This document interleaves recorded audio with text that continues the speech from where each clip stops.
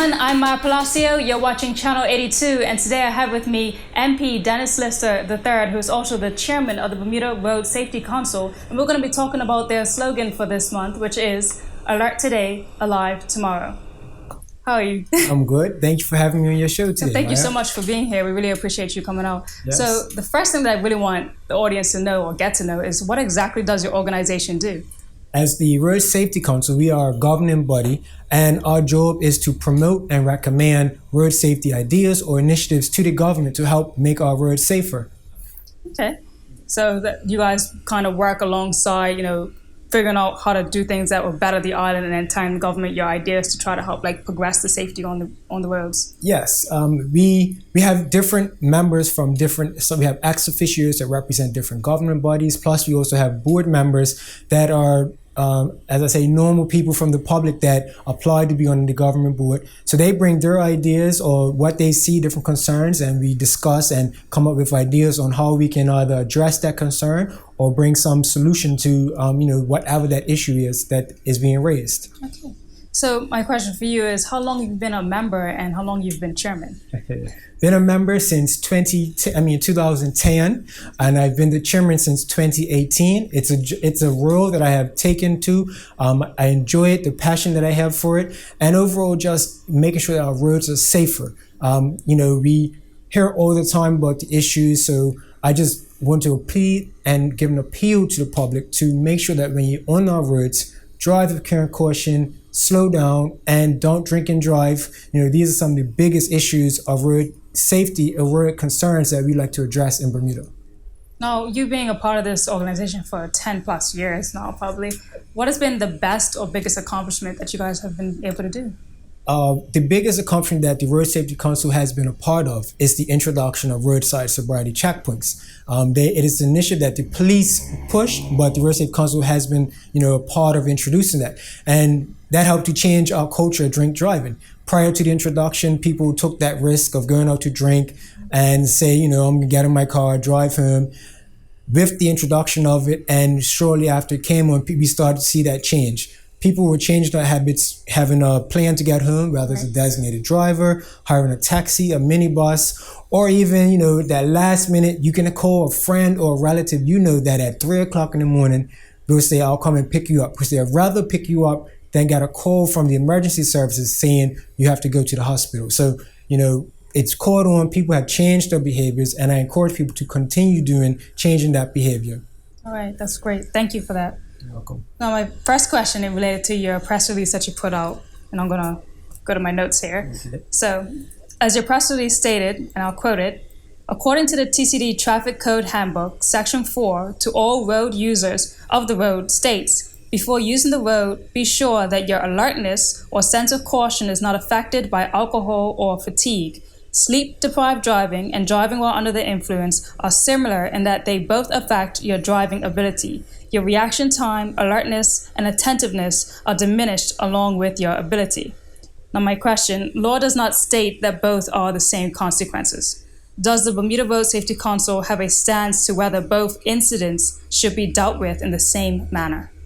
And as you stated out of the handbook there, but I also referred to the Road Traffic Act of 1947, which says the same thing, that it is the duty of every driver to ensure that you have adequate enough sleep so that you can be awake and attentive while you're driving. While that is the duty, an incident or an accident caused while a person is driving while they're drowsy or fatigued is treated differently than DUI. And the difference is of more of the intent. As a person, if you are out drinking or even home drinking and you decide to get in your car and you drive after drinking, that is the intent of breaking the law, driving under the influence. Versus with drowsy or fatigue driving, is that it is not intently. A person, whether they can have a late night over a period of time, extended period, they can be out partying over the weekend, be tired. Your body reacts, and when your body reacts to being tired, it can come at any time. So you can be driving in your car, you get heavy eyes, your head starts to get wobbly or drowsy. Those are the effects of sleep deprivation, which again can come on at any time. So that's how it's treated differently. And I must say, I'm not a lawyer, but if a resultant accident comes out of a person that's driving while they are drowsy or fatigued, as I'm not a lawyer, there's whatever the resultant charges are, that will be up to the courts, whatever they decide. But the act itself of driving while drowsy or fatigued is not a crime, but any resultant accident or act out of that is the crime. So that's where they differ. Driving under the influence is intently. Driving while drowsy is not intently. And again, it can come on at any moment, your body reacting to being sleep deprived. Like, should a fatigued person who, decides to get in the car, even though, like you said, they don't have the intent, right, because they don't know when that's going to come on and be tired. But the stance of the council, what would it be that you believe that they should be treated differently, or the crime, or the instance should be treated as an equal crime, because they could both result in another person's, either death or a horrible accident? Yes. The stance of the Road Safety Council, as we are a government body and we do have to go by the law, is what the law says, is that it is not a crime to drive while drowsy or fatigued. However, with this interview and you reaching out to me in regards to state slogan for the month of drowsy driving, it's something that the Road Safety Council can look into, have discussions on. I have to admit myself, when we chose this topic, I didn't know much about the drowsy or fatigued driving. Now that you have raised it and is a concern, it is something that we will look at. And in the future, our stance could change. It might be us, again, proposing something to the Ministry of Transport to address this. But our stance is as it is now, as under the law or the Road Traffic Act, it is not a crime to drive while drowsy or fatigued. Okay. And my last question in regards to that, the organization itself, like you said prior, they, give their ideas and suggestions to either the minister or Ministry of Transport. And so would it be also in your best interest, or something that your council would be able to do is like push forward an idea into a bill and make it a law? Would that be something that you guys Yes, that's exactly what we do. And I'm just going to give a short example of recently, earlier this year, there was talk of licensing electric pedal bikes or electrically assisted pedal bikes. That's something, a brainchild that came from the Road Safety Council. It was presented to the ministry, but not everything that is presented does get accepted. But that is an example of us taking something from a concept, an idea of how we can address a road safety issue, presenting it to the ministry, and then they can take it from a paper to a bill and then to legislation. So that's just an example of how it works, and what we as the Road Safety Council do, as our duty is to promote and recommend road safety ideas and initiatives in Bermuda. All right, thank you very much. And we'll be right back after this.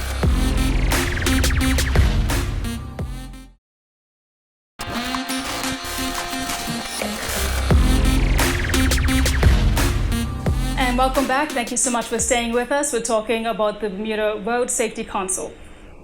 So just for clarity and transparency about the topic that we're talking on today, my family has been personally affected by some road accidents as a person that fell asleep at the wheel and crashed into my family's tent. It was a pretty big story in 2014 and killed my uncle and injured my aunt for life. So this is a pretty personal story for me, but I just want to make that transparent and clear. So moving on to the answer that you had given us before we closed out for the break, obviously others possibly similar to mine might be in similar circumstances where someone may have fallen asleep at the wheel and injured them, and for the Bermuda Road Safety Council to have a direct response as to how they view it. When do you think that the council would actually come up with their own stance, how they feel? It would have, as I mentioned earlier, we would have to have those discussions. As we did the monthly slogans, which this came out of, we just choose a slogan to match with each month. As we got to June and we came up with this slogan, and it tied into fatigued and drowsy driving. I must admit, you reaching out to me is, brought it more to our attention. So that discussion, as I said, we would have to have the discussion as Road Safety Council to see if we have a different stance, to clear what our stance is. As of right now, our stance is, as in law, driving while fatigued or drowsy is not a crime, but any resulting accidents or any charges out of that, again, that will be the criminal part of it. So we'll have to discuss to have a clarification on clarification of our stance on that. And I'm always open to coming back, having another interview, and we can always update you on that. I would be very happy to hear those updates. Okay. So my next question, if we want to roll around to, more the stance that you guys have with the Bermuda Road Safety Council in, just being more careful on the island. So I want to talk a little bit about who actually causes the most accidents on the island. Like, what is the age range for those persons? Okay. Statistics have shown that the demographic that is mostly at fault or gets into the most collisions is actually a mature demographic. Those that are 30 to about 50, that age range. And that age range, the reason why I say is because, and I will use it more from a personal standpoint of view, is that after you've been driving for a certain amount of time, you're sort of set in your ways.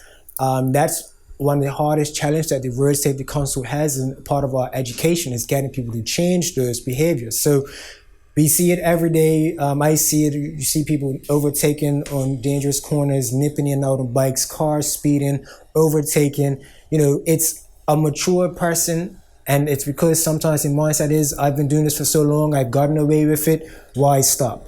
And so I say to those people, and not even just that demographic, but all demographics, when you get on our roads, rather in a vehicle or on a bike, remember the rules of the road, follow the rules of the road, look out for not only yourself, but others. That's how we keep the road safe. So your stance for this month is alert today, live tomorrow? Yes. So what would you say to companies, let's say, for example, the Bermuda Police Department? They have been, doing a lot of late nights for curfews and things like that. So obviously they've been, probably working double shifts. Mm-hmm. And so what would you say to those persons who are working extra shifts like that and maybe, driving and getting drowsy and things like that? What should be put in place to help with them even? That's a good question. I can say as of now, I don't even know if there's been any policies to put in place to address that.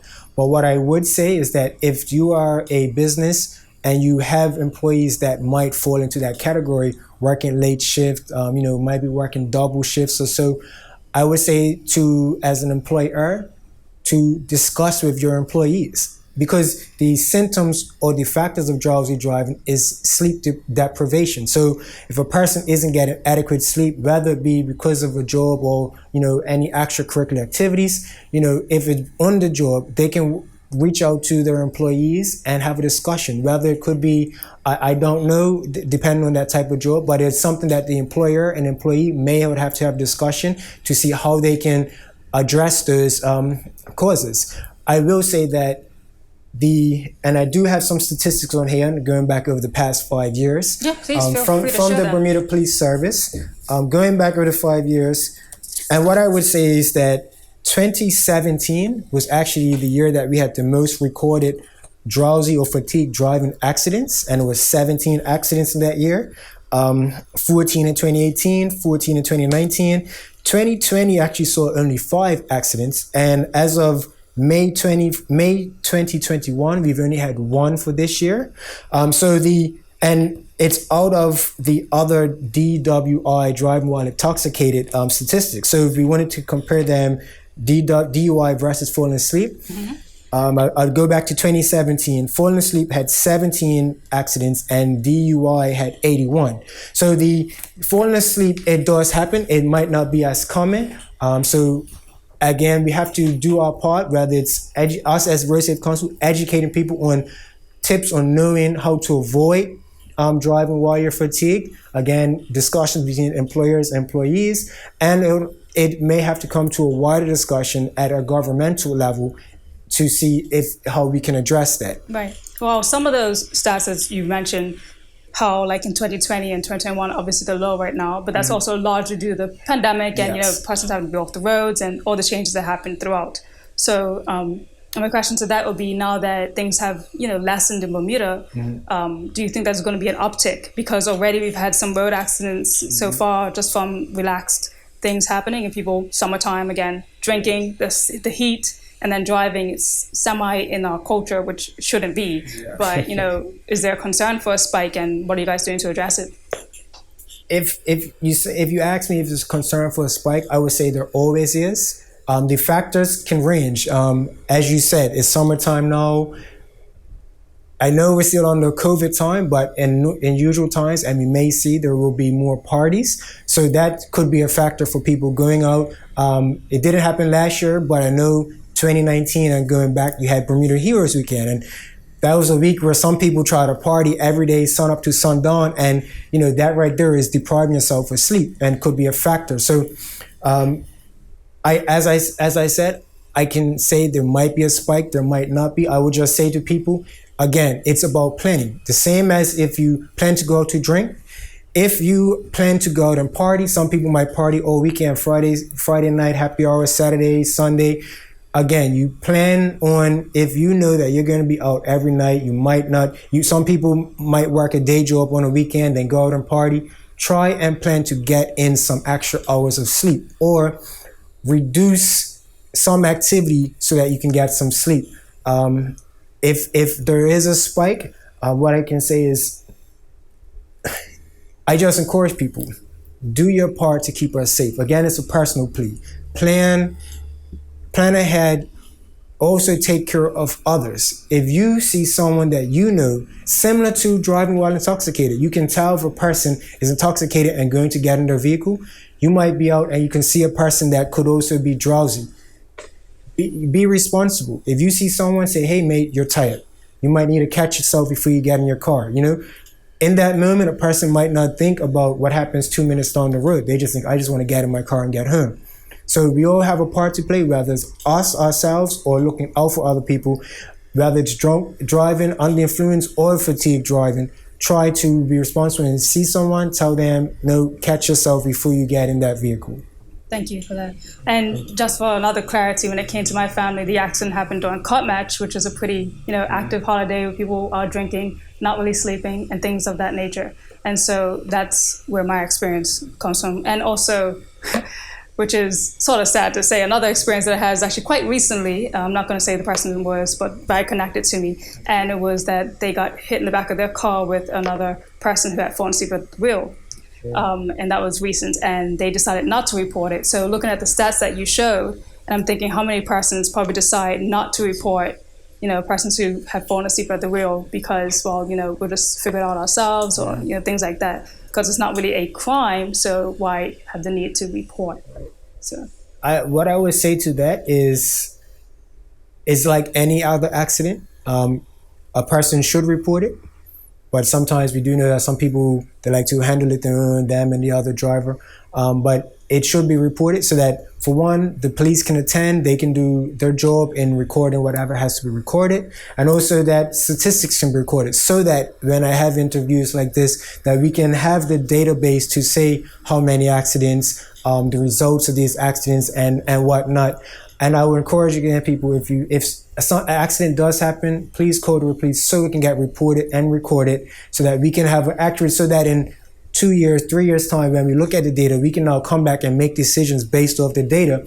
As you said, we might have only had 5 recorded last year, but there may have been 3 times as much. So then looking now, I can look back and say, okay, last year, if you would have had it recorded, all the accidents, we can say it's actually maybe a bigger problem than what we think it is. And, we have to put more priority in addressing that. So if it's an incident and you're the receiving end of an accident from a person, whether they're under influence, please record it. Please call the police so it can be recorded and we can use the data to help us better address this going forwards.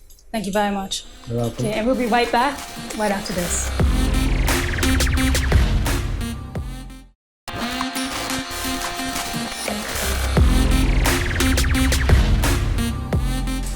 Thank you for staying with us. Now, to close up this interview, I just want to ask, what exactly else entails in being the chairman? Like, what other duties do you have to do? Do you have to actually visit people who these accidents may have happened to? Yes. So, as chairman of the Road Safety Council, and I can say it might not be all past chairmans, but it's something that I have done. Is that myself and another member of the Road Safety Council, we actually reach out and to visit the families of any road fatalities. And we either present them with a card or some flowers and offer some words of sympathy and encouragement to the family. It's always a very sad and heartening thing when you go to a family that's just recently lost someone. whether it's a cousin or brother or sister, mother, whatever it is, they feel it. And so I also let them know that their loss and their pain is being shared with the community, because everyone knows everyone. So just because a family lost someone, they don't have to, share in that burden or that grief alone. The whole community shares with them. So I just encourage them, let them know that. And the Road Safety Council is also there. If a person has to reach out to myself or to the road safety officer, if they have any questions, anything, they can reach out to us, and we're there for people in their time of need.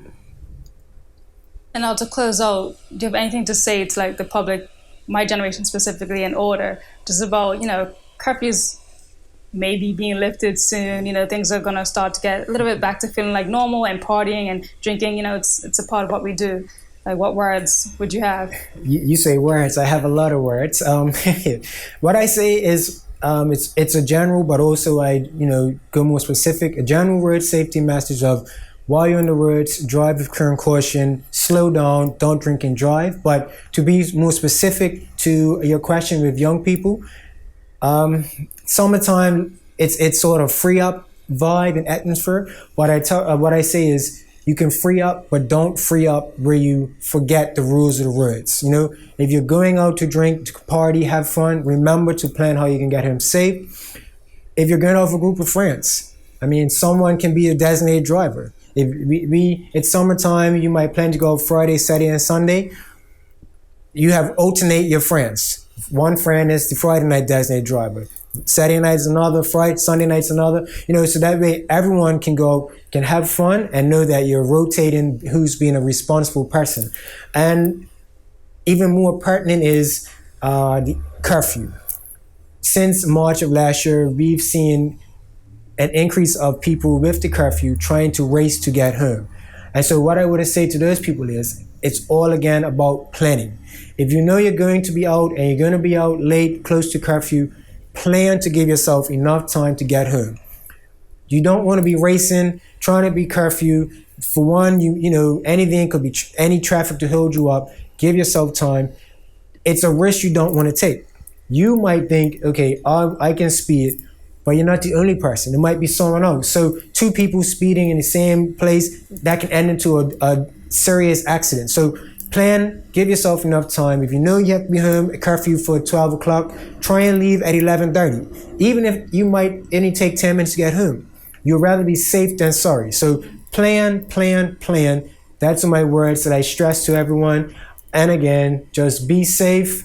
Look out for everyone. We all share our roads, and that's not just vehicles, pedestrians, cyclists. We all share our roads. We all have to look out for each other to help make our roads safer. Thank you very much. And my final actually is, when is the road sobriety checkpoints going to start up again?